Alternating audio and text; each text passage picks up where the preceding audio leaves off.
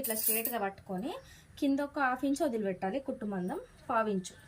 ఇంక మీద కుట్టు ఎక్కడి వరకు ఉందో అక్కడ వరకు ఇలా మార్కింగ్ చేసుకోవాలి. చేసుకొని ఇలా స్ట్రేట్గా లైన్ అనేది డ్రా చేయాలండి. చేసిన తర్వాత గల్ల వచ్చేసి 2 ఇంచులు, షోల్డర్ వచ్చేసి 3 ఇంచులు ఇలా మార్కింగ్ చేయాలి. చేసిన తర్వాత మనకు పక్కలల్లో నడుము ఎంత లూజ్ ఉందో అంత ఇక్కడ నుంచి ఇక్కడికి కొలుసుకోవాలి.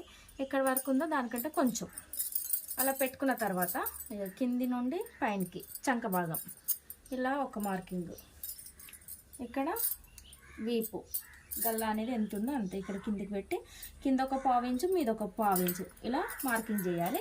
ఈ మార్కింగ్ చేసినట్టు ఇక్కడ ఒక డబ్బాలా కట్ గీయాలి, ఇక్కడ ఒక డబ్బాలా గీయాలి. ఇలా గీసిన దాన్ని ఇక్కడ ఒక రౌండ్, ఇక్కడ ఒక రౌండ్. చూసారు కదా ఎంత సింపుల్గా మనకు బ్యాక్ పార్ట్ అనేది గీయడం అనేది